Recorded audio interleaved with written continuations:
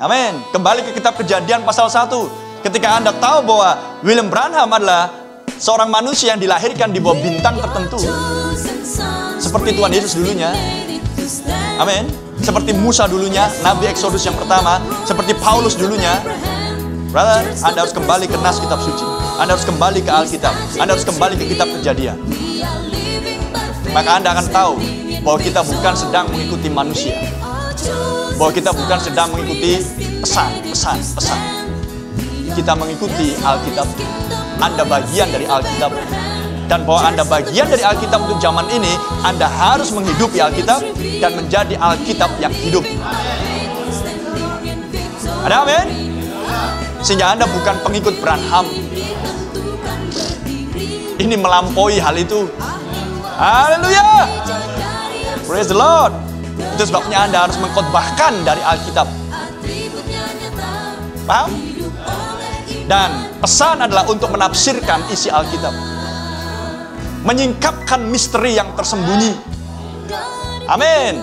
Dan misteri yang tersembunyi yang disingkapkan Kristus melalui nabinya adalah untuk mempelai wanita. Ya, misteri dari suami hanya kepada istri. Terpujilah nama Tuhan. Praise the Lord. Sehingga Anda bisa melihat di sini, ini pelayanan adalah pelayanan yang spesial di akhir zaman. Amin. Haleluya. Dan Anda bisa melihat seperti yang saya katakan di hari Jumat kemarin. Ada beberapa penulis tentang biografi Brother Branham dan mereka punya konsepnya sendiri. Gak ada masalah dengan konsep itu. Sama seperti Matius, Markus, Lukas, dan Yohanes keempat Injil.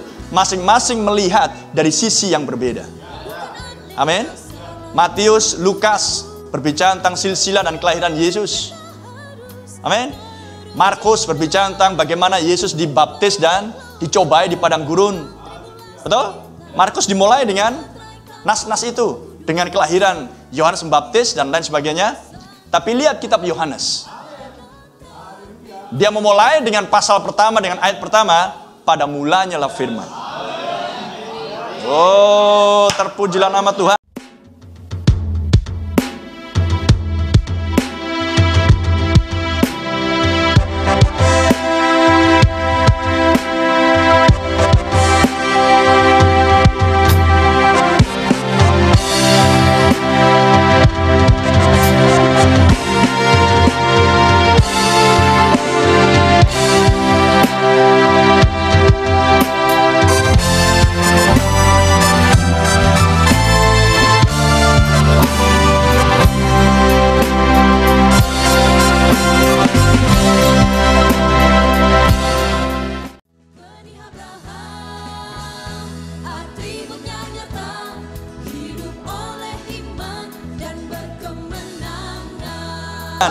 Pada mulanya lah firman. Dan Injil Yohanes adalah binatang yang keempat. Amin. Dari keempat binatang yang mengelilingi dan menjaga tahta di sorga. Dan binatang yang keempat adalah suku Dan, berada di sebelah selatan. Amin. Yang mengelilingi tabernakel di padang gurun, Panji suku Dan. Amin. Itulah pelayanan Raja Wali terbang. Dan kita dijanjikan seorang nabi akan tampil di akhir zaman. Karena zaman inilah zamannya ketika ketujuh guru yang dilarang dituliskan oleh Yohanes harus disuarakan, harus dikumandangkan. Maka harus ada mulut bejana di muka bumi untuk menyuarakan itu. Amin. Karena tidak ada jabatan yang tertinggi selain nabi sebagai pelihat. Dan pelayanan nabi adalah pelayanan mata. Mata lah melihat. Pentakosta lah pelayanan mulut. Sikit-sikit apa-apa dan. Oke?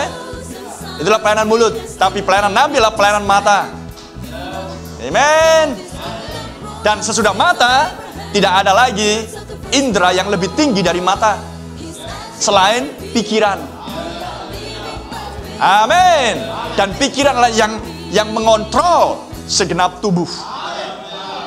Dan siapakah yang mengontrol segenap tubuh selain sang kepala? Kristus yang adalah kepala atas gerejanya. Siapakah yang mengendalikan dan memimpin istri selain suami yang adalah kepala rumah tangga? Amin. Dan siapakah yang melayani raja selain ratu yang adalah istri? Renungkan hal itu.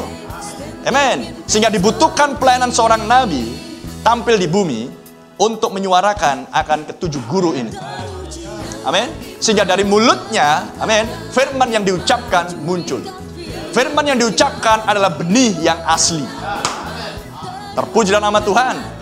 Dan ketujuh guru adalah firman yang dimaksudkan. Sebuah pesan di masanya nabi, malaikat yang ketujuh ada di bumi. Dan itu adalah misteri kedatangan Tuhan. Amin. Ketika ketujuh guru dikumandangkan. Glory. Dan Anda lihat tiga Alkitab tersebut. Bintang, piramida, dan Alkitab yang tertulis. Dan Nabi kita mengajarkannya dengan istilah tersebut. Bintang, maka Nabi mengajarkan, lihat 12 zodiak perbintangan itu. Zodiak yang pertama adalah Virgo, Virgin, Perawan, dan zodiak yang terakhir adalah Leo, Singa. Amin. Haleluya. Dia datang yang pertama lahir dari Perawan, Virgin. Amin. Sebagai anak domba. Tapi kedatangan dia yang kedua berada di bawah zodiak Leo, Singa. Amin.